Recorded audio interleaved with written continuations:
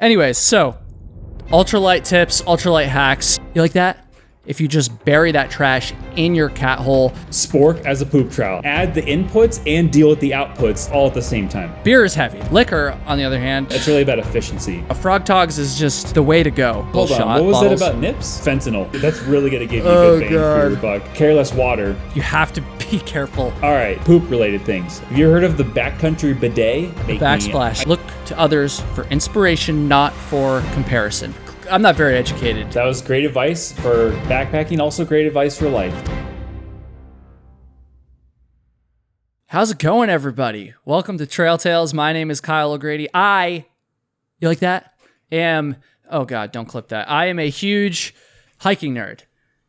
Every single week on this podcast, I chat with other hiking nerds about their experiences on the trail, and we're going to talk about some ultralight tips, hacks, maybe hacks with a Z, and we're also going to get up to some other fun stuff. So it's going to be some useful information in this. There's going to be some probably not so useful, but hopefully entertaining information, if you could call it that, in this episode.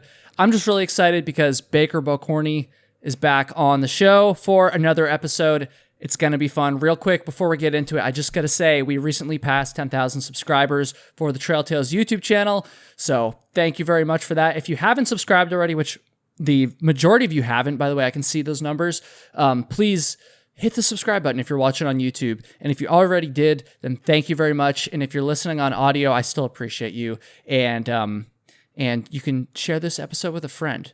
I always harp on subscribers and BS. Sharing with a friend is probably the number one way to help support the show. It's totally free. With that said, let's do it. Baker. What's up, man? I'm here. I was thinking when you said share with a friend, I was like, that'd be cool if I had any I could share this with. But I'm gonna work on. I'm actually gonna write that in my journal as a personal goal. Because the end goal of spreading Trail Tales, the first sub goal 1A, acquire friends. So I'm putting that on the list now. So you've really inspired me to get out there and meet some people. That's what we're all about on the show, is inspiration. So that could go for the listeners as well. If you don't have any friends, then maybe sharing this episode with a friend could be that push you need to make some friends. Maybe share with a stranger, just a complete stranger on the street. Accost them and run up to them, really quickly run up and say, hey, stick your phone in their face. Say, you should listen to this. You should watch this. Yeah. I think that's probably good. The approach I'm going to take personally for my first few set of friends that I'm trying to acquire. Yeah, dude. Like, now that I'm thinking about it, there's so many other, you could share it with your Facebook friends too. Like just, like all those random Facebook friends from high school that you haven't talked to since you made your Facebook account when you were in high school. You could share it with them. Your friends' moms that you're friends with on Facebook. Share this with moms. You know what? We need more moms listening to this show. Moms love ultralight hacks with a Z. So yeah, share it with them. And what the hell am I talking about? I derailed us. I apologize. That was entirely my fault. This is why the Baker episodes are. That's right. I'm going to put this on you. This is why the Baker episodes are so much fun. This is fun, right? Talking about Facebook moms is fun. No. Yeah, here we are. People love this kind of content. No, I was derailing this further.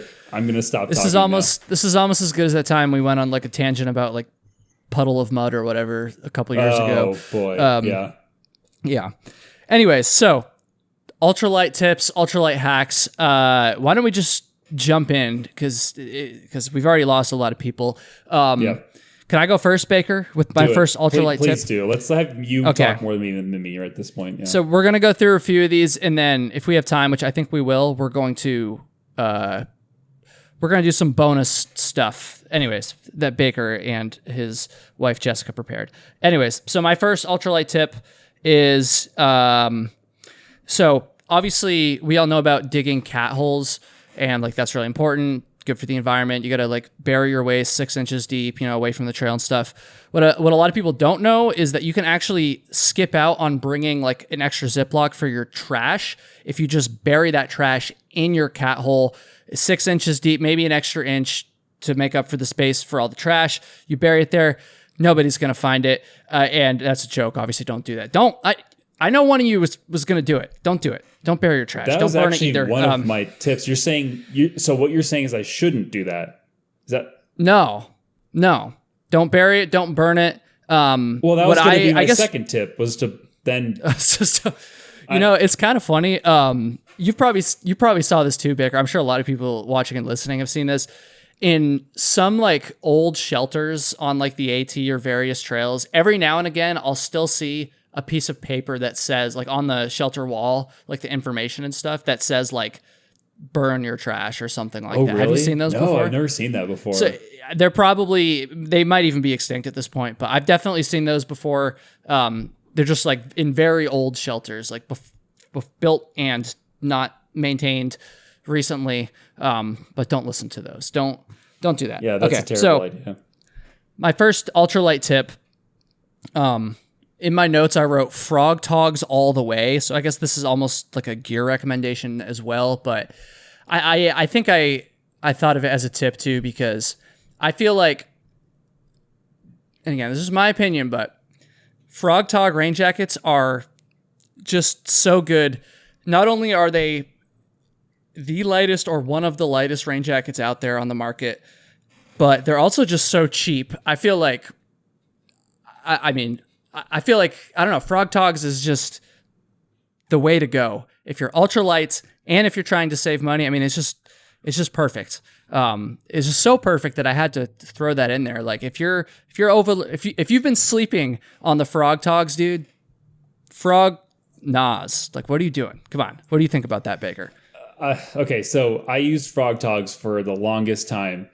And then I think after the AT, I started to think, I'm getting tired like patching these things. Like they're not the most durable, right? I mean, they are inexpensive, so replacing them, not a huge monetary, cost. But I was getting tired like patching them, and because I'm the kind of person who just keeps like trying to extend it, way beyond when you like reasonably should keep a frog togs.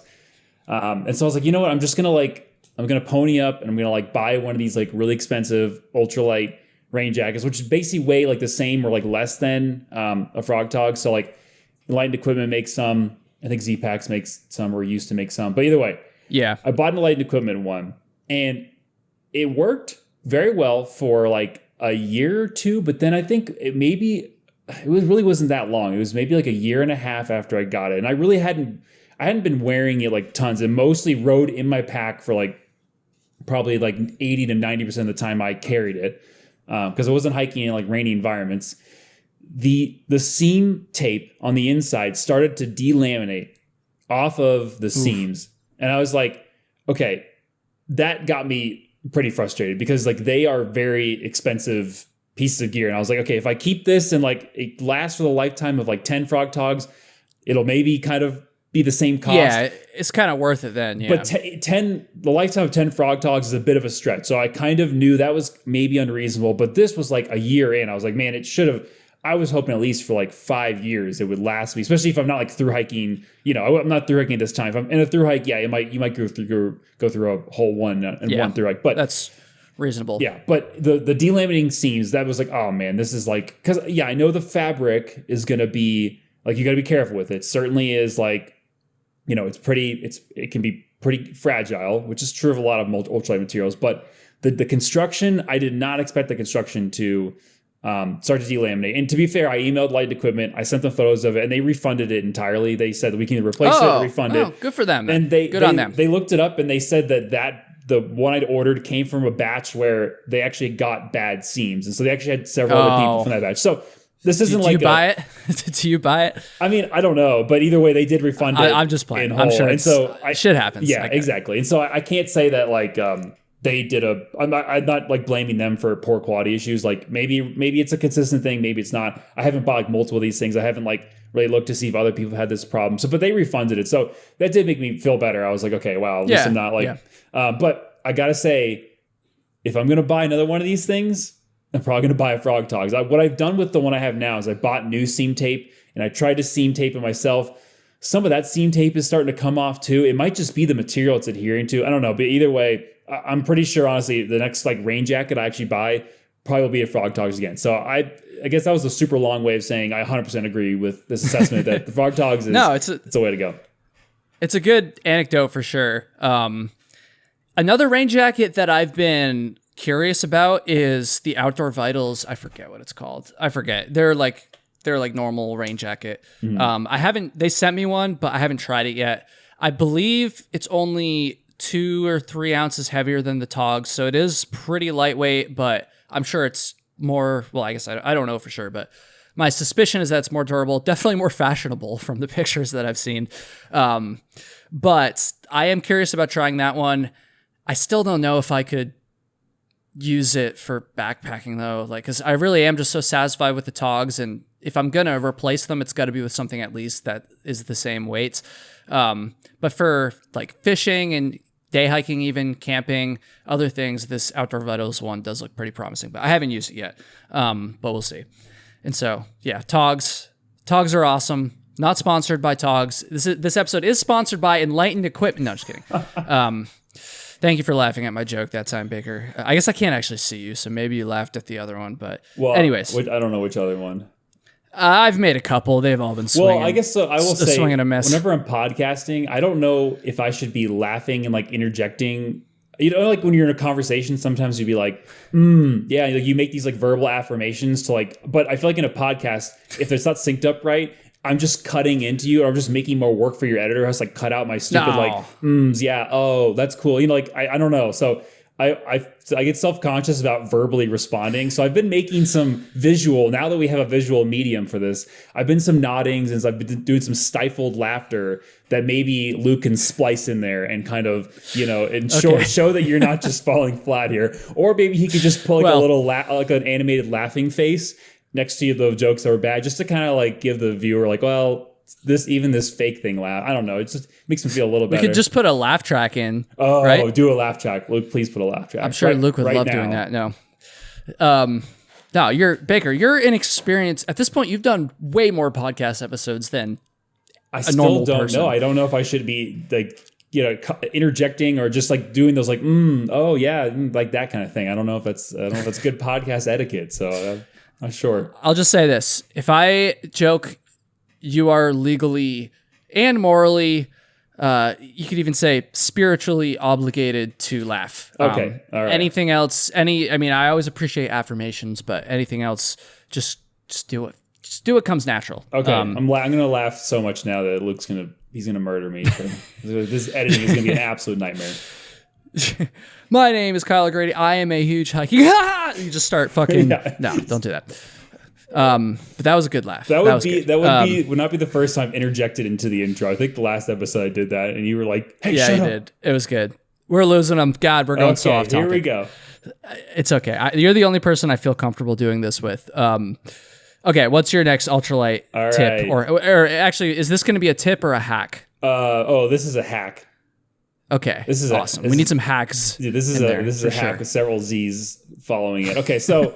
Let's stay on topic here of your original kind of fake tip, and I'm going to give a real one around defecation in the outdoors, and that is my two favorite topics. Yes, Spork as a poop trowel. I mean, this is like, I know I've said this so many times on so many episodes. I'm going to keep saying it. It's the way to go. I get some of you find that unsanitary. If you do, flip that bad boy around, use the handle, okay? And then, I know your hand's touching the part that goes in your mouth. It's okay. It's all good.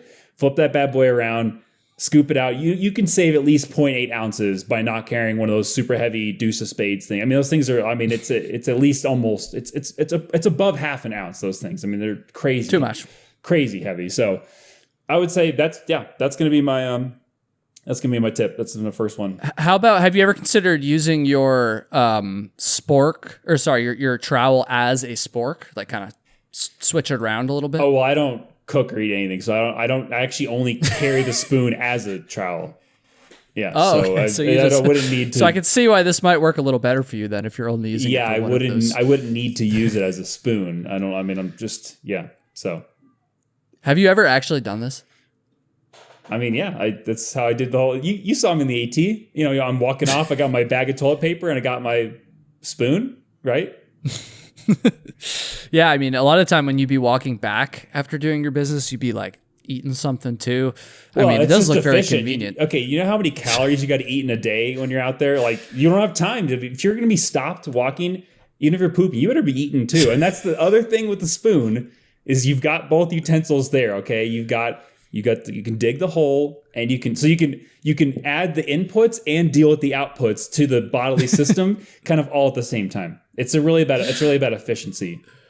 I feel like there's definitely going to be some first-time listeners that are very confused right now, and I'm here for it. Yeah, and now they're first and only time listeners, most likely. So we'll see.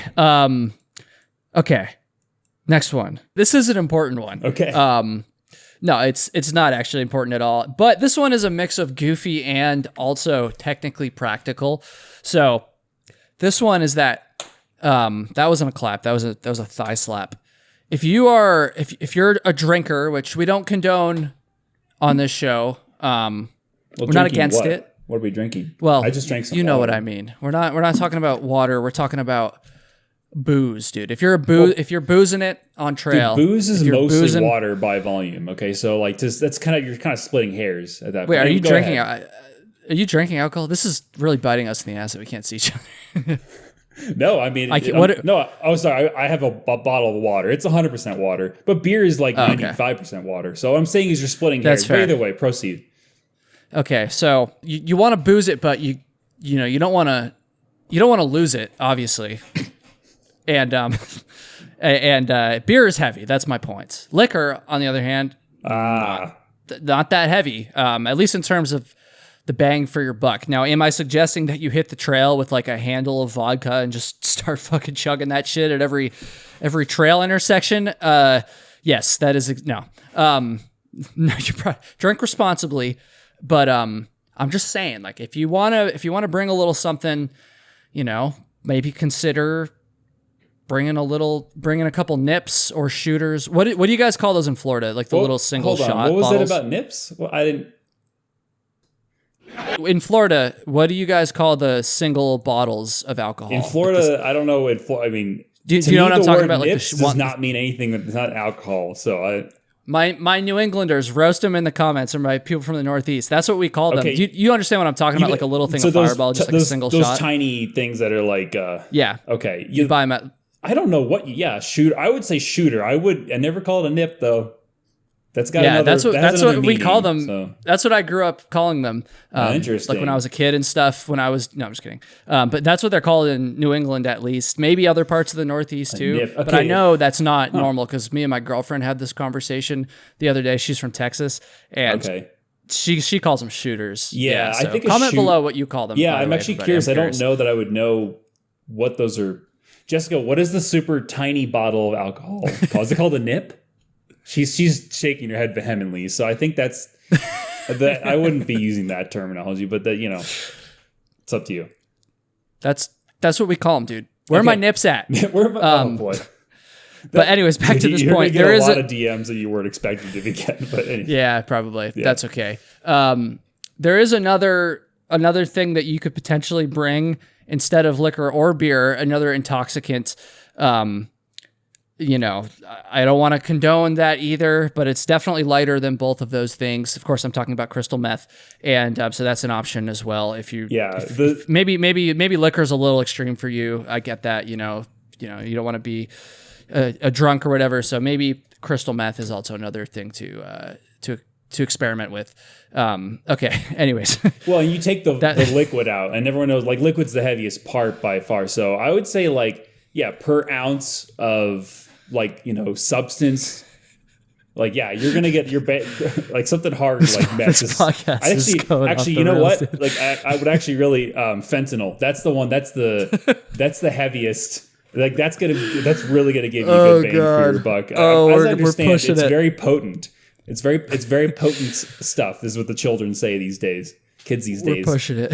We really are. Do you have another tip to balance this out that's actually useful for your next one? Okay, so you mentioned one thing I was thinking when you were saying... To be fair, I did tell Baker, by the way, before this that he could come up with goofy stuff, which is... So it's not just... I didn't tell him to come with his best tips, and then he shows up with fentanyl. So just to be clear, it's not on him. I mean, if you're trying to be efficient with, substance per weight, I mean, it's potency, to mass. I mean, I don't know, I'm just saying. But I guess I kind of related to that. Actually, is so you were mentioning how carry liquor instead of beer. The one thing I was thinking is that beer has probably more calories though. So you could potentially missing out some calories if you were to carry liquor instead of beer. But all of this kind of efficiency weight, substance to weight sort of calculations leads me into my next tip, which is bring calorie dense food. And I was gonna do this one too. Oh man! Damn it. Well, I can skip it if you want. I can. No, you already said it. Because I got a bunch of really good ones too, and they're like really. I mean, I could go to the next one, but basically, my anecdote on this one is, I literally had a spreadsheet on my phone, and when I walked around the grocery store and I put food into the cart, I would input the net weight, which is the weight of the actual food, and then I would on the packaging, and then I would put in the on the back on the nutrition facts. There's a calories and there's like the weight of the serving size, and so essentially I would calculate. And they tell you how many servings are per thing. So you put in the calories, the serving size, how many calories multiplied together, boom, calories, and then you have the ounces, so you can do the ratio of the calories to ounces. And I basically, if it was 100 calories per ounce is pretty low in my opinion. You really can easily get to the 110, 120 mark. And then when you start getting to like things that are like basically just like got a lot of oil in them, like Fritos are like 160 calories per ounce. I think Cheetos are good, too, dude. Any type of like greasy chip or snack, dude, I feel like it's like pretty calorically dense. Absolutely. So this is like a thing that I'm not joking about the spreadsheet. I still have it on my phone. I literally like went into the grocery store, filled that bad boy out because I was like, I'm not going to carry a bunch of fluff, it's the same reason I carry fentanyl. I'm not carrying a bunch of stuff that's just, I'm going to do it real. So we really shouldn't be making jokes about this stuff. This is probably not. Okay, back to calories per ounce. Really, look at your calories per ounce. I would say like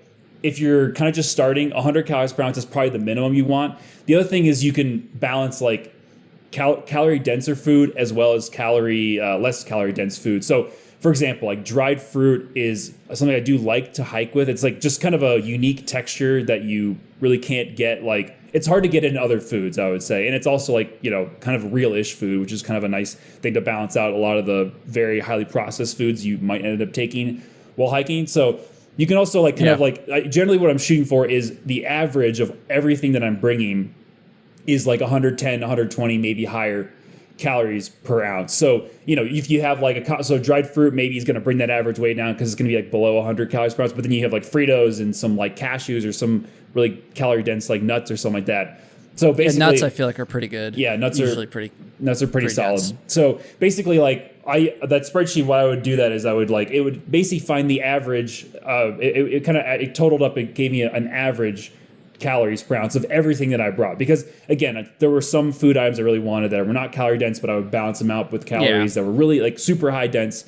And then the other thing I did with that is I made sure I had enough calories per day while I was out there. That's like not really an ultralight thing. That's more of just like make sure you don't run out of food, because like it's very easy to like either way over. That's I guess I'd say that back. It helps you not bring too much food if you kind of like know how many calories per ounce or how many calories per day you need. And you put in like, I think I'm going to be like 3.5 days to the next town stop. It keeps you from carrying like 5 or 6 days of food when you don't know. So I don't know. I mean, a lot of people, you kind of get an intuitive sense if you hike a lot, but I'm a dork. So I put it in a spreadsheet. Why not? No one's going to argue with that. And to be clear, you definitely don't have to do that. Like he just kind of acknowledged there, like that's taking it to the extreme, but it is definitely good to think about, which items are going to give you more bang for your buck in terms of weight, and kind of balance that out with some of the items like that aren't as calorically dense, or even, I've started to sometimes take even like pack out like a pepper or something like that. That's definitely not worth the wait, but is just nice to have some fresh food. But it's a good thing to keep in mind for sure. So good that I had it on my list too, but that's okay. We covered it. This next one that I have is definitely just straight up hack, dude. Like if you do this, you're a hack. I don't give a fuck. And I'm a hack, and I do this sometimes, not always, but this one, and definitely not anything revolutionary here, but I'd be curious. I'm sure there's some of you that have not thought of this. This would be, if you don't want to bring a pillow, which inflatable pillows, everyone's got their opinion. I like to bring a lightweight one if I'm tent camping, but if I'm not tent camping, if I'm in a hammock, I do not bring a pillow. Instead, what you can do is you can take a stuff sack, any stuff sack, maybe your sleeping bag one or your quilt one, and then you can just put like some extra clothing or just whatever extra stuff you got laying around, shove that in there, and then you can put that behind you, and that's like a makeshift pillow, and you're not having to carry the weight of an actual pillow. So I don't know. Baker, I'm guessing there's no way in hell you carry a pillow, right? I don't currently. I think I carried one for like half the AT, but then it got like a hole in it. And so I didn't replace it though. I was like, I can find some way. Yeah, you can like take some clothes and like ball them up. Or even you don't even need a stuff sack. You can just shove some shit. That's usually what I do in my hammock is my down jacket or something, which I won't lie, it has kind of ruined a few down jackets over the years after sleeping like my greasy hair on it for long enough. But that's what I was. It's better than carrying a 2-ounce pillow, like for sure. I'd rather buy another $400 down jacket. Yeah, that's a very good use of money. Absolutely. Yeah, I mean the other thing is like if you have like down jackets, they do have often you can stuff them into the pocket. So I'll sometimes stuff my down jacket into the pocket, and then I'll like put stuff on top of it. The thing is like if you just ball things up, as you move during the night, they tend to like kind of your pillow just kind of disintegrates. So what I've sometimes done is like if I'm carrying a buff or maybe even a beanie, if it's big enough, you can stuff things like into that, and then it kind of keeps it together. Now, obviously, if it's cold and you need to wear those things, you're kind of SOL. Yeah, that's a problem sometimes. I remember having I can't remember what I did. I had on the AT, I had some pretty solid way of making a good pillow. And I don't remember what it was, but there was something I think it was just a buff that I would just stuff things into. And yeah, but like. I've also even done things like, this is nasty, but like I'll take just my hiking shorts if I'm not wearing them at night, and I'll take like my socks, like pretty much anything, even if they're dirty, and I'll just like use those as parts of the pillow, and usually you can't like smell them. I don't know, as long as they're like covered well by something else. I don't know. I'm trying to think of there was something, I had some pretty good system for the makeshift pillow. But either way, clothing and just other soft items you have with you. Oh, you know what? I remember one thing I did is on the Arizona Trail, because I carried big water bladders, for like sections where I needed to carry like quite a bit of water. If I wasn't carrying water in them, or even if I guess I had water in them, I would actually inflate them. So I just blow them up. And that's kind of like an inflatable pillow. That's obviously like the wrong shape and it's like crinkly, but I would like use that as the base, and then I would put stuff on top, like a soft kind of like material on top of it, like some sort of clothing. And so that's actually a multi-purpose item. Like if you do need to potentially have extra water capacity, sometimes you can have that, and then you can also have a pillow at night. So yeah, you might as well. Flossie just texted me out of the blue. He wrote, "You have ruined the song Down with the Sickness for me." Oh. And I do not remember why I ruined that song for him. Well, it makes me a little disturbed to read this, but disturbed? Oh. I'm shaking the camera. Shouldn't do that. That's okay. Okay. So, next one. What's your next one, Baker? All right. So, let's see. Let's go back to I love this episode. This is great. Let's go back to poop related things. Okay. So this is something I saw Skirks talk about, and I'm skeptical, but Skirks says this is a good idea. Have you heard of the backcountry bidet? Oh, is this when you just shoot your ass with water from your water bottle, basically? Yep. And yes, you carry less toilet paper. Actually, now that I think about it, this is not like an ultralight hack. I think toilet paper is definitely lighter than water, but I just honestly wanted to just talk to you about this bidet thing. Let's talk about it. This is grosser to me than my ridiculous poop, like 100%. Using a spoon as a trowel. I would use a spoon as a trowel, like actually do that before I would spray. Like, the main thing is, it's the splashing off of the area back onto the bottle. That does not make me. Backsplash. I don't like the idea of the backsplash. It's like when you're using like a shitty toilet and you flush it, but you're like still sitting on it, and then like you get a little bit of splash there. It just kind of like pops up, dude. That's what I'm saying. We're just disturbing people in this episode, but I'm with you on the bidet, dude. I don't understand the bidet hype, and these people are very passionate. So if we hadn't already lost 90% of the people listening, the remaining 10% that use fentanyl and bidets are going to be very upset with us. But yeah, I don't get the bidet, man. I mean, I guess it's definitely more like you're not producing as much toilet paper trash, so there's less to bury. Well, I understand that. Like, I understand the idea behind it. I guess I should specify. I don't understand how it would get things clean and not cause a huge mess and not be just a literal maybe pain in the ass. Yeah, depending on how close. If it's really, I don't know. If it's a very very powerful stream coming from the bottle, it could. And you gotta have like water too. I don't know. Yeah, that was not an ultralight tip. I just thought of this and I was thinking of things. And I was like, I just want to know if I'm the only one who thinks it's I'm like not into this idea, but. That's okay. There you go. This is my hack. Don't do that, people. Just don't wipe. That leaves or don't wipe. Or spoon to scrape it off. Handle the spoon, scrape it off. Anyway, continue. I got one that's a pretty good tip here. This one, we're going to talk about money a little bit again. So obviously, a lot of UL gear can be a little pricey. As me and Syntax77 talked about in our last episode, I disagree with the overall statement that ultralight is expensive, but definitely buying a lot of specific gear items that are UL can be expensive. And so I think it can be kind of daunting for people that are trying to get into this when they start looking at all this gear and they're like, oh my God, the tent is this much, the whatever is this much. And even down to some of the smaller items, they're like, how am I supposed to afford this when like even just my ultralight, like, I don't know, base layer is like super expensive or whatever.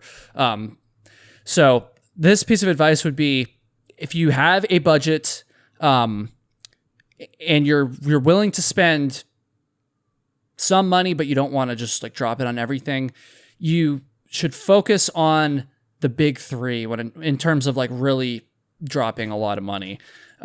So your tent, your sleeping bag, and your oh my God, your pad, is that part of the big three? I'm an idiot. No, backpack. Or your backpack. Fuck, I knew that was wrong. Guys, if you're listening to this podcast, turn it off. This dude knows nothing about ultralight. Just kidding. Don't turn it off. I don't really know much about backpacking. Have you backpacked? How much backpacking have you done in your life? Not much lately, apparently.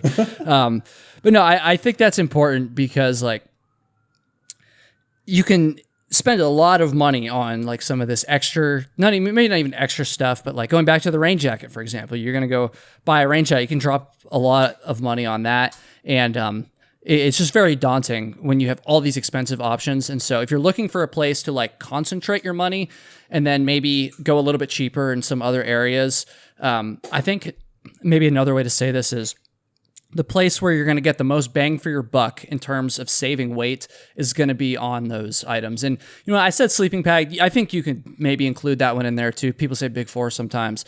It's just going to depend on your situation. But like, sleeping bag, sleeping pad, tent, and your backpack are really, I feel like tent maybe more than any of those, to be honest, or where you're going to be able to save the most money or save the most weight. And so maybe it's worth directing a larger portion of your budget to that item or some of those items. So what do you think about that, Baker? Yeah, I would totally agree. I think I actually think maybe backpack too. Like if I think of, I've owned like 3, I guess technically 4 like backpacks for backpacking. And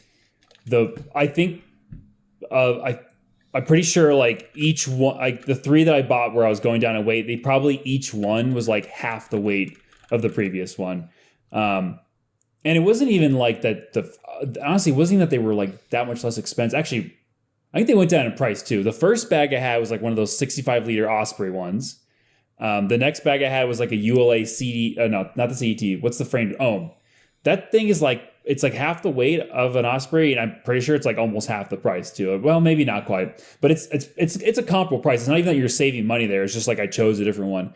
And then the next one was like a Gossamer Gear Kumo, and that thing is also less expensive than those previous 2 and like half the weight of those previous 2. So, yeah, I definitely think that the backpack and the tent are going to be like the 2 biggest ones. Yeah, absolutely. And yeah, the tent. I mean, the tent is like can be a huge difference in savings. Like the tent we have is crazy expensive. We have the I can't remember the name of it, Z-Packs, the duplex, and duplex. Yeah. it's like 19 ounces, people. It's crazy. I mean, it's just like, you can easily get like a 4-pound tent if you just go to like, I don't know, if you just get like the kind of the simplest, even a backpacking tent could be pretty, especially a 2-person, could be pretty heavy. So, but I mean, like a duplex is very expensive too. So I can't say like for sure that's going to be the magic bullet because it's of course, yeah. But it just as a general principle, this is true. And then the only other thing I'm thinking about in terms of this, something that just popped into my head actually, is in terms of like where you should allocate like larger portions of your funds in terms of this.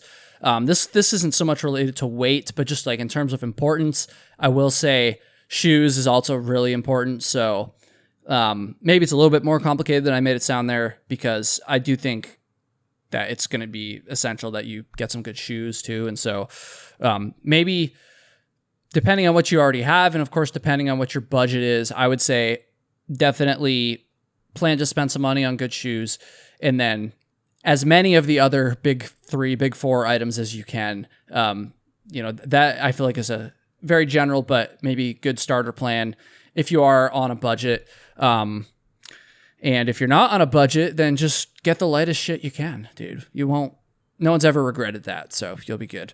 I feel like Amen. I feel like we suck, dude. I didn't know what the big 3 were, or I forgot for a second. You didn't know what the name of your tent was. Yeah. We should just go back to talking about hardcore drugs because... Yeah. Oh, man. It seems like we were on them, so... Yeah, I know, right? Okay. I don't know. You have one more for us, Baker? All right, how many have we done? I think this is going to be like my third round of them, I think. So I'll just combine a couple here, which are in the same vein of like inexpensive or essentially no cost or low cost ways to carry less weight. First one, this is like a big caveat here. You got to really know what you're doing or just be conscious of it, but carry less water. Don't just carry don't every time you get to a water source, fill up like your max capacity, especially if your max capacity is like 4 or 5 liters.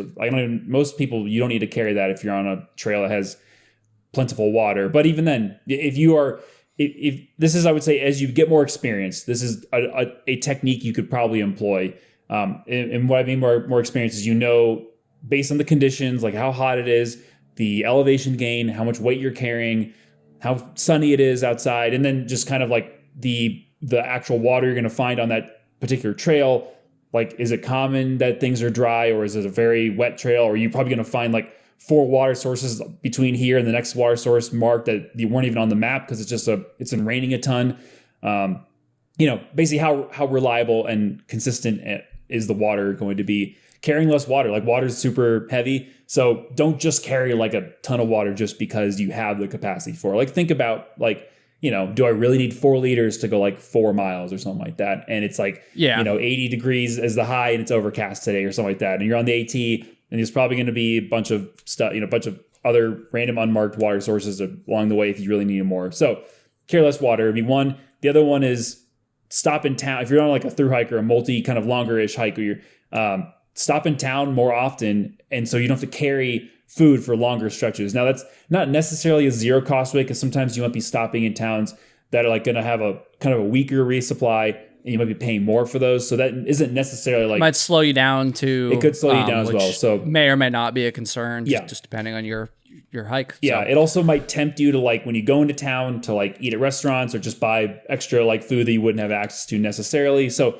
there's potentially, it's not on a no cost way, but it's, in theory, it could be a very inexpensive way to be carrying less weight. Like, in the end, food is very heavy. It's probably, like, most of the time, like, food is like at least half the weight that I'm carrying on my back. If I'm going for like, if I'm like 4 or 3 days, like, I feel like on the AT, like half the weight was just food. I mean, especially on the AT, I was eating so much food. So it was like quite a lot of weight, because I just had trimmed my base weight down so much. But yeah, if you can carry less food, if you're on a longer hike where you're resupplying, if you can get into town more often, then, you may have to like do a longer hitch for like the kind of those inconvenient ones that you wouldn't want to do, but it is something to consider. If you could split up a 5-day carry into, 2.5 days or 3 days here and 2 days there, then it could be worth doing. Yeah, definitely. I agree with both of those points completely. You just have to be a little bit careful with the water one, especially because you might say, oh, well, don't carry water or don't carry more water than what you need. But then you might be thinking like, okay, well, how do I know how much I need? So if that's you, and you don't have any clue, then just err on the side of caution. And this is something that you'll figure out with experience. It probably won't even take that long. It might just take, just a couple days of backpacking before you'll kind of narrow it down. And of course, and you kind of touched on this, Baker. You did touch on this, but like, if you are going to try to get away with carrying less water, you have to be careful in research. You can't let your guard down in terms of that. Like, you really do need to know, not just like, oh yeah, I'm pretty sure there'll be a water source up there, or like I heard so-and-so said, so-and-so's an idiot, dude. That guy's been yellow blazing the whole trail. He doesn't know. You gotta know yourself, like do your own research. Just make sure that the next water source is going to be there if you're going to say, okay, I'm going to only bring as much water as I think I need and not carry any extra. So I just want to, and I apologize if your trail name is so-and-so, by the way. I'm sure that person exists somewhere. Comment if you're watching. That person's out there. They're not going to comment. I called them a yellow blazer. They turned it off already. But anyways, those are good ones for sure. I want to give one more here before we move on to some fun stuff, because this hasn't been fun at all. It's been a real drag. Sorry, listeners and viewers. Yeah, this one might, knowing the way that my brain is working today, this one might be a little hard to explain. Oh boy! But this one is, look to other hikers, whether it's people posting their stuff online, YouTubers, or people you meet on trail. Look to them and their gear for inspiration, but don't compare. Look to others for inspiration, not for comparison. And so what do I mean by that? Good question. I'm going to have a hell of a time explaining this. I mean, it's a little bit intuitive with the name, but it's like, it's easy to get wrapped up in what other people are doing, and you don't want to let somebody else's choices cause you to make bad choices, I guess, because everybody's level of, everybody's tolerance for varying levels of comfort is going to be different. Everyone's just individual gear choices are different. Everybody's style of hiking is going to be a little bit different, even if they're doing the same trail. And so what works for one person might not work for you. And it might just so happen that the thing that they're doing is lighter than what you're doing, but that does not necessarily mean it's better. It's better than you. With that said, there is a lot of value in seeing what other people are doing. And so that's what I kind of meant by the inspiration. It is good to look and see, what other people are doing, to try to get ideas, and think about things that might work for you. But at the same time, you just don't want to get wrapped up in like comparing, like, oh, this person's pack weight is lighter than mine, so they're better, which this is an extreme example. Maybe a little bit more realistically, you might be like, oh, well, they're going to be able to do more miles than me then, or they're going to not get injured or whatever. Trying not to get wrapped up in that. It's it can be a little bit of a fine line sometimes. I don't know. How did I do with that, Baker? No, I think I did okay. That was great advice for ultralight backpacking. Also great advice for life. Just, you don't need to, you don't have to just conform to, you don't have to make, so-and-so's doing this thing more extreme than me, they must be better. No, that's definitely not how it works. It's you can't just simplify things down to that. But I think that's good. It actually kind of works the other direction too. I would say, like, just because someone is carrying like a bunch of stuff, that doesn't mean that you need to carry all that stuff too. Like I think you want to kind of evaluate what they are using this gear for versus what you're going to use it for. So if their use case is like quite different, like they're hiking, like if someone is hiking 5 miles, and they're going to go camp for like a weekend and they're going to stay there at a lake or something, in an alpine lake, that sounds like an awesome weekend, but they might carry a little more stuff. If I was going to do that, I'd probably carry quite a few luxuries because it's like 5 miles. Sure, I'll carry it up there. What would you carry, Baker? Camp chair, number one. Camp chair. You would carry a camp, even if it... I wouldn't carry a camp chair. I would... what do I even carry? I have done this a few times, and like I'll carry... I don't know. I can't even think of anything, like an actual luxury item. You know what I have? Here's something I've kind of done. I've carried multiple pairs of shoes when I'm going peak bagging. So I'll carry comfy shoes for the approach, and then I'll like camp overnight at the base of that peak, and I'll switch to some like shoes that are a little bit for scrambling, and then I'll go and use those. That's like, I don't know if that really counts, but basically, if you see someone's carrying 2 pairs of shoes, question why are you carrying 2 pairs of shoes? If you need, maybe you really do want 2 pairs of shoes. I don't need to have 2 pairs of shoes. I probably could use one pair of shoes for both. I could have worn the uncomfortable scrambling shoes the whole approach too, but I was like, it's like a 10-mile approach. Like I don't really mind. I'll do that. So I don't know what other like real luxury things I've carried, but either way, just try to evaluate what that person is going to be doing with that gear and then compare it to yourself. If you're going to be doing a shorter hike and you're going to be camping the whole weekend, then maybe bring some more stuff. But if you're trying to like do more miles, then maybe think, maybe I don't need like this huge extensive cooking set that I can like cook pancakes on. I mean, if you're camping, obviously bake pancakes. That sounds rad. But if you're trying to do like 15, 20 miles a day, maybe you're going to have to sacrifice the pancakes, so. Yeah. No flapjacks for you, nope. Jack. No flapjacks. Since we mentioned camp chairs for a second there, so like, I'm assuming, Baker, like the whole meme with my thing where it's like I shit on camp chairs and stuff. I know. Which is very genuine, totally. But I'm planning some canoe trips this summer, and I'm kind of thinking about bringing a camp chair for it, but it's different. And so I guess I'm just trying to get validation from not only you, but also from the people that are going to watch this and comment and stuff and listen. Like, we can all agree, like a camp chair canoeing is very different than a camp chair backpacking. So if you see me out there chilling in my Helinox Zero, just know I paddled there and I did not walk with it, and it's very different. Okay? The water how do you feel? Feel? No, I mean I completely agree. That's what I'm saying. Like in your canoeing, you can bring. I mean, it's still good, and I have no experience canoe camping yet. I'm quite excited to learn, but I'm assuming it's still good to pack relatively light and stuff. But I mean, you can bring a little bit more. Like for canoe camping, like beer, totally fine. Bring the beer, right? I don't know. I shouldn't give advice on this because, like I said, I haven't done it yet. But I mean, I feel like a lot of canoe campers. I feel like that's the demographic for bringing some Molsons out in the river. It's alcoholics. Yeah, exactly. Yeah, precisely. No. All right. You ready to do some rapid fire at the end here? Do some random fun stuff that Jessica came up with. We have actually added another one that Jessica and I were talking about this on a hike recently, and this is kind of an interesting one. I don't know if you want me to, I don't think I sent this one to you last night. I can kick it off. Yeah, okay. Go for it. This actually might be a lengthy discussion, so this might be the only one, but I think it's a pretty interesting one. So, hypothetical question. If you're trying to kind of create an analogous system of educational credentials, meaning like, let's assume like high school degree, bachelor's, master's, PhD, postdoc, whatever other degrees people get, and you're trying to map that onto like levels of hiking, or not levels, but are just types of hiking or hiking things you've done while hiking. What is like what sort of hiking accomplishments equate to what in like the world of academia and the various degrees that you can acquire in that world? Interesting. Yeah. So basically, like, I guess like what, I can tell you what we kind of, I'll try to remember see if I can remember it. But yeah, I think I would need some time to like come up with a good list. So I want to hear what you have to say, and then I'll see if I can like either affirm it or poke some holes in your arguments. So there's a couple of ways to like look at it. So first is like, so trying to map them. There's a couple ways I thought to evaluate. One is like, what percentage of people actually get that degree, right? In the kind of the populace of people who are in the education system.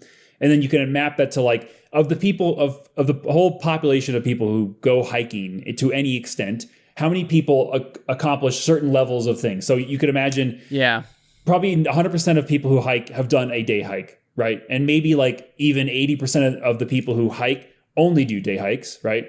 So then if you even go on a few backpacking trips, now you're putting yourself into like a much smaller category of people, just percentage wise. There's that. Mm-hmm. So you can look at it kind of like a percentage wise of how many people have accomplished this, and then the other way you could look at it is like, how much time investment does it take? So, or like difficulty too. Yeah. And probably in difficulty. Difficulty could be another one. That's actually interesting. I didn't think of difficulty specifically. That's the first thing I thought of. Okay, the first place that my brain went was like, okay, well, the Triple Crown must be the highest level. Well, okay, but so I don't know that, to me, the Triple Crown is not the most. So I guess it depends what you mean by difficulty. I don't think that, what do you mean? Yeah, what do you mean by difficulty specifically? Yeah, I mean, I'm not very educated. I mean, I am, but I'm not. But Well, so I don't know, I'm just thinking of like, would like a doctorate be like the highest level of education we're talking here? Well, but I see we got to like into postdoc. I can just okay. So Postdoc. well, postdoc is after doctorate. That's like so you Who the hell's going to school after they get their doctorate? I think get a job. What are you doing? It's a thing. Well, if you want to work in academia, postdoc is like a way to. I think I don't know that much about it. But either way, I don't either. When you say difficulty, that makes me think like technical difficulty, like you're doing like an off-trail high route, which I would say is from like a technical point of view and a navigational point of view, logistic point of view, is more difficult than any of like the big 3 Triple Crown trails. Versus the Triple Crown, I guess, would be just difficult in terms of the time investment. Yeah, it's certainly very difficult in lots of other ways. I'm just thinking like that's why when you said difficulty, I wasn't entirely sure what you meant, but that is interesting. It could go a lot of different ways, but yeah. So I think the scale we got to was like a high school degree, and then we started high school. I guess you could go further, like middle school, but I think we figured out 4 levels, so let's go with that. So I think GED. Yeah, GED is like you go on a day hike. You've done some kind of day hiking. I think a bachelor's was like smaller. Jessica's here; she can correct me. I believe a bachelor's was like shorter backpacking trips. Like you've done an overnight trip, you've carried your stuff into the wilderness and you've camped, with that stuff you carry on your back. If you've just done that at all, and this is kind of the more population argument, because the amount of time investment on a day hike versus a single night overnight is like very similar. So I can't say that they map well there, but in terms of population, by the time you get to someone who's actually gone in and backpacked overnight, you've just like massively reduced the pool. So now you're getting into like bachelors. I don't even know if the numbers really make sense between the number of people who graduate high school and then number of people who acquire a bachelor's degree. So, but either way, this is just rough. It's all hypothetical. So then a single through hike gets you. Actually, I think masters is like multiple. I don't know. Jessica's okay.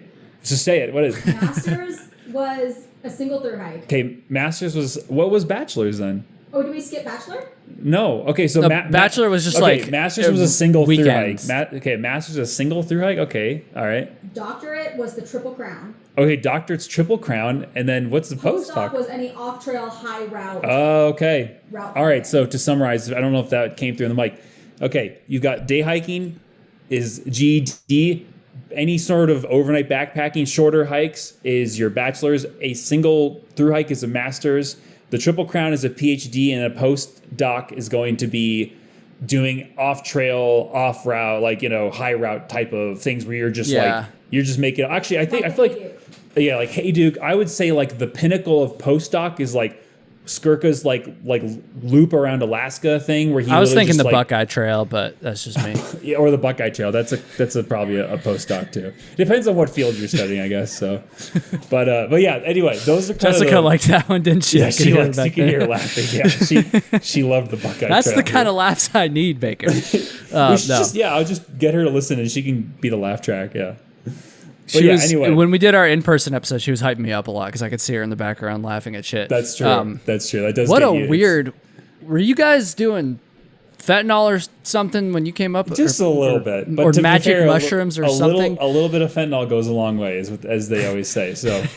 I keep saying we got to stop talking about it. I know we really should. It's not a lot of people's lives have been ruined by opiates. So we should probably not. But either way, what do you think of this mapping of various educational degrees to hiking accomplishments? Interesting.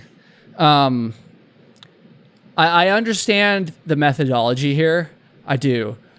Speaking of meth, but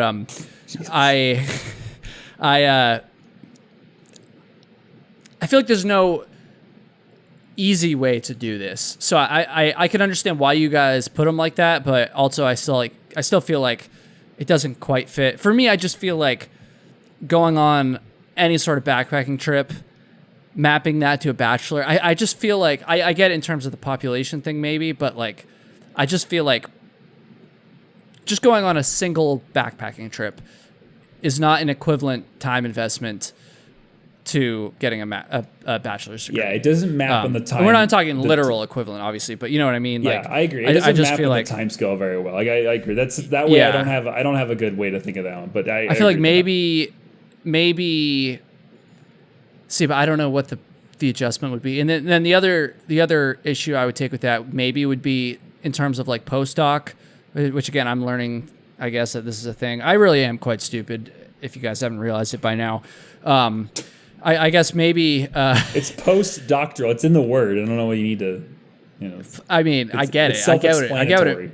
I know. I don't hang out with very smart people either, clearly. Look at my guest roster. Yeah, here I am. Yeah. Ooh, wow. Just hundreds of people just shitting on everybody, dude. Hundreds of people who generously donated their time to you. Yeah, right.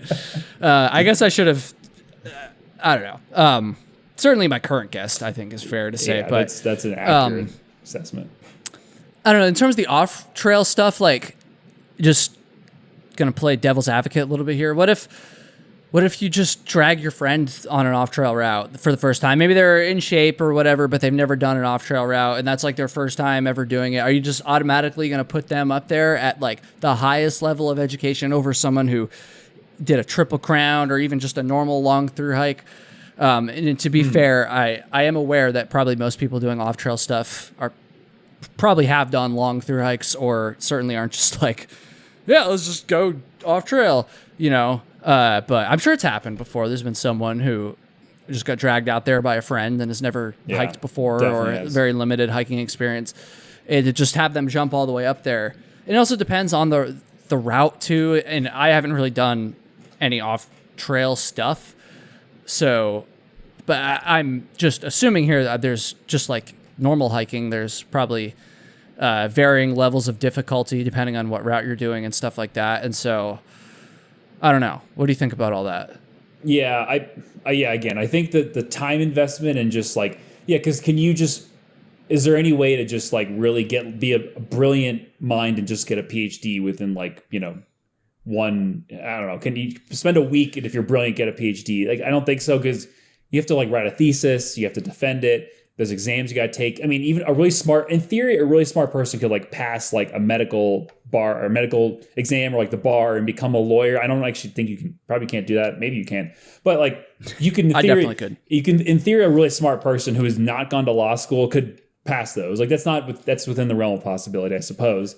But yeah, you're right. I don't know. In the hiking analogy, if you just, I feel like the high routes, I don't really know where to fit them in because they're not the same time investment. I really feel like when you're picking a PhD as a long trail, that's why I didn't love when Jessica said the master's is a long trail. I didn't remember that, and I don't know if I agree because I feel like PhD is implying it's a long period of time, and so a through hike is really like it's a long time investment, and so that's why I'm. 3 years of hiking. And that's why I'm getting. Yeah, I was going to say exactly what she just said there. Well, yeah, but then postdoc would be to me. Postdoc is triple crown because it's like so few people get to that point. So for me, postdoc, like the highest level is like, if I'm just thinking of long distance hiking, because I wasn't even thinking about high routes when I was thinking about this. To me, postdoc, the highest level is like triple crown. I mean, what about a Calorie? Maybe not. Maybe there's people who there's people who've done way more than triple crown. Like they've hiked like 50,000 miles. Triple crown. Well, they've done, or they just hiked, like they've done like triple crown was just the beginning and then they've gone. There's a really small people who've done that too. So I don't know. Yeah, I'm not sure. There's no perfect answer. Well, obviously, What a weird topic. This one came out of left field. Yeah, I just thought it'd be a fun one to talk about. That is fun. Damn, I don't know. Leave a comment, everybody, and let us know what your ranking or whatever. I feel like mappings, I guess. Yeah. Let us know what your mappings are and why. And I think we have time for one more random topic, Baker, if you want to choose the next one. All right, let me see. What's the most do you have any of the ones that were the most interesting?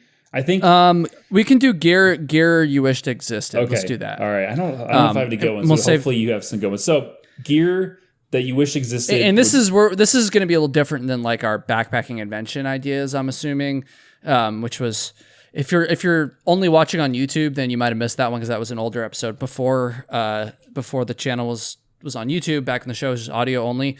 It is up on the YouTube channel. There's just no video for it. But in that we kind of just like we basically copied Backpacker Radio's like patent pending idea where you just come up with like a backpacking gear invention. But this I think is a little bit different. This is like more theoretical. Like I just wish that it was possible to carry this. Is that kind of the direction you were thinking with this one? To me, that was the other one we were talking about, which is if you could carry anything with no weight penalty. or that. That's true. That I mean, I don't know. I mean, that's just a very specific way of doing it. But yes, Let's do that one. Actually, I kind of like that one better. Okay. If you could carry any gear item with no weight penalty, or sorry, not just gear item, any item, anything, with no weight penalty, what would it be? But only one. Right. Oh, only one. Only one I was thing. just thinking of like what things would I carry if the weight was 0, right? Now, this is also assuming, like, just to make it a little more like concrete, the item still has its like same physical dimensions. So it's like you can't say a car because like it's like, where would you strap a car to? I mean, I guess you could carry. If it weighs nothing, it doesn't really take any effort to carry it. But you couldn't carry. Take like, out some trees. Take out some tree yeah, branches. exactly. And Like shit it wouldn't going be down the practical trail, to carry it. Yes, but it doesn't weigh anything. So what really heavy things that you could still reasonably take with you would you bring? So some examples that like an example Jessica came up with was a weed whacker. So I'm assuming she means like one of those gas powered like things that. If you could carry anything, a weed whacker? No, she wants that to clear the trail out in front of them. So she, I mean, again, just to take the context of like who the person's saying. She hates like when plants touch her. She doesn't like when she's in nature and she has to interact with the nature. So that she hates that. And so for her, that's the first thing she thought of was she thought this idea, and then she thought, I would love to carry a weed whacker. I was like, okay, sure, sure, but that's what she wants to carry. I think what she means is like one of those like things you use to like edge your lawn or whatever. Like she wants that to just go out there and like blaze through all the foliage that would potentially be touching her as she's trying to traverse the trail. So, and yeah, that's heavy, but it's definitely, if you didn't weigh anything, you could fit it, like you could strap it on top of your bag or something like that, probably. So that's an example. Another example was she was thinking a fan, like a big box fan, to just blow mosquitoes away. And I think we're also assuming that somehow it has a source of power. I could get behind this one. Either way, I could get behind this one. I feel like the fan's a good one because first off, it's really hot out. That sounds like that's the primary reason I would do it. Yeah, but the mosquitoes would be nice. Was mosquitoes again? The nature in her nature experience, she does not want the nature there, so she wants no bugs. Right. No touching of bugs. That's really weird because most people love interacting with mosquitoes on trail. That is quite bizarre. I know she's kind of unusual and not liking mosquitoes. Not sure where that comes from, but. Yeah. Yeah. Anyway, what would you carry if it didn't have any weight penalty? The first place that my mind went, which to be fair, this one would be probably a little bit difficult to pack, but I feel like it'd be more. I feel like you could do it. In fact, probably someone has done it before. Would be a cooler.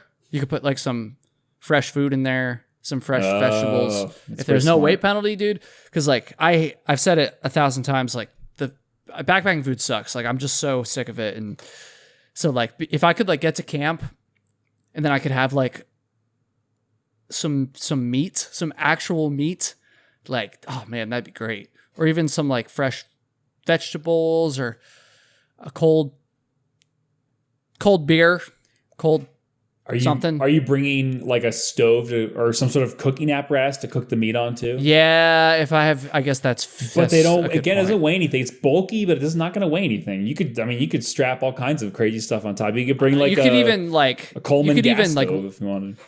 Yeah, one time I even did this. It was just a quick overnight, and I like made some like pulled pork, I think it was, in my crock pot, and then I just like froze a Ziploc. I just like put some in a Ziploc, froze it overnight, and then brought it on my hike the next day since I was only out for one night. And like by the time, it probably didn't go bad. Yeah, just over the course of that time. So like you could even, if you had a cooler, even if you didn't want the other cooking stuff, you could at least just like do that, then have like some somewhat fresh meat still, better than like dehydrated or like chicken packets, tuna packets. So a cooler is where my mind goes first. Pretty smart. That's a good one. Yep. I mean, there'd be lots of fun shit. Like, I don't know. I thought of guitar. That was the first thing I thought of.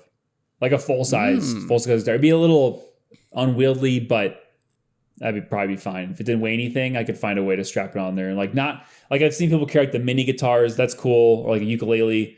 But no, I'm talking like a full 6-string acoustic, big fuck it. Bring an electric, dude. Bring an amp, too. I mean, yeah, that would be that's really. I think you like rolling the camp. Some guys just fucking ripping like the Freebird solo. I mean, or if something. they're really like, good and they stop like around bedtime, maybe I could tolerate that. But I feel like an electric guitar is not quite the vibe in nature. The other thing is like unless your buddies are bringing like a drum set and a bass. I feel like electric guitar on its own it needs accompaniment generally, in my opinion. You just have full band practice at the campsite.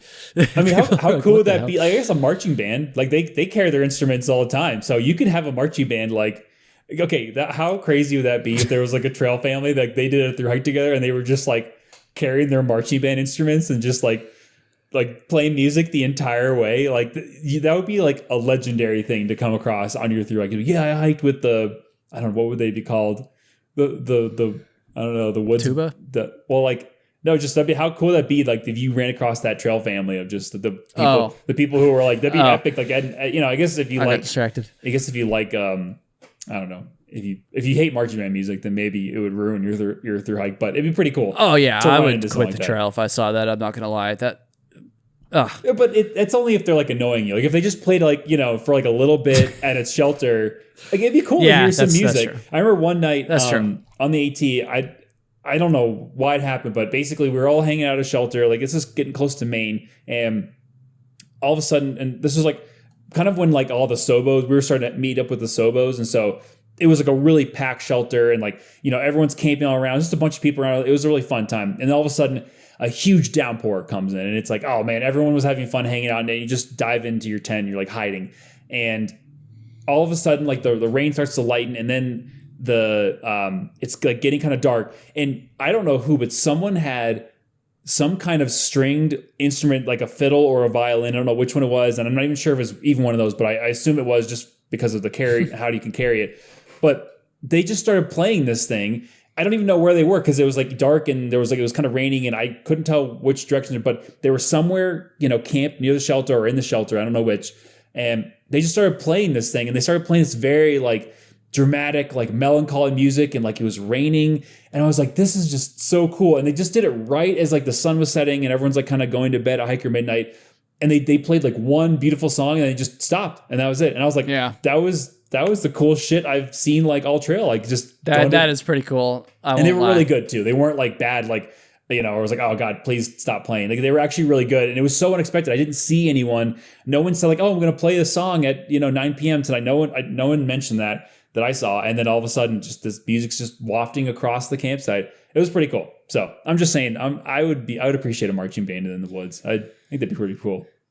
Yeah, maybe, I guess. Maybe I was being a little harsh there. So yeah, if you're trying to fall asleep and the guy with the cymbals is like, well, yeah, that might be, yeah, it depends. Might be a little much. Yeah, if they're doing it at night, but if they're like in the middle of the day or like around dinner time and you're hanging around a camp, that'd be pretty sweet. Why are we talking about a marching band on show? Well, because what a great episode. I don't know. I can't remember how I got there. This is either going to go down as one of the best or one of the worst episodes in Trail Tale history. There's really no in between. Trail Tales history. Yeah. Yeah. And you guys watching and listening can decide. Let me know in the comments, or if you're listening, and if you really like this episode, dude, leave a 5-star review for this episode. Be like, dude, you got to listen to episode 176. Incredible. Baker, thank you. And you're welcome. Like genuinely, like, thank you. Like you and Jessica, man, like you guys, Jessica's always doing stuff behind the scenes. And of course she's been on a few episodes as well. And then you're always willing to come back on. And, I don't pay Baker anything. In fact, I charge him. No, I'm just kidding. Yeah, it's kind of a weird scheme. This has cost me a lot of money to do this. I'm not really sure how, but I don't know podcasting and I trust Kyle. So I just send him the money, And like, dude, I just really appreciate you guys. And so, yeah, we should definitely give a shout out to Jessica because I really like a lot of the ideas on here, at least more than half, she came up with them. Even the Ultralight hacks, like except for the poop trowel, that's not her thing. She hasn't got there yet. I'm working on it. But no, she really comes up with a lot of the ideas that I use, I must say. So we got to give her a shout out. Yeah, I appreciate it. Can you hear that stupid siren out there? I can hear a siren. So I hope dude, the fentanyl, they're coming. They're finally found you, man. We said we'd stop joking about it, but here we are. So yeah, no, I think it's the guy across the street actually. No, yeah, but thank you guys, you and Jessica, and thank you everybody for listening. Hopefully this episode was okay. Hopefully we don't get taken off the air. And we'll see you next week. So thank you. See ya. Woohoo.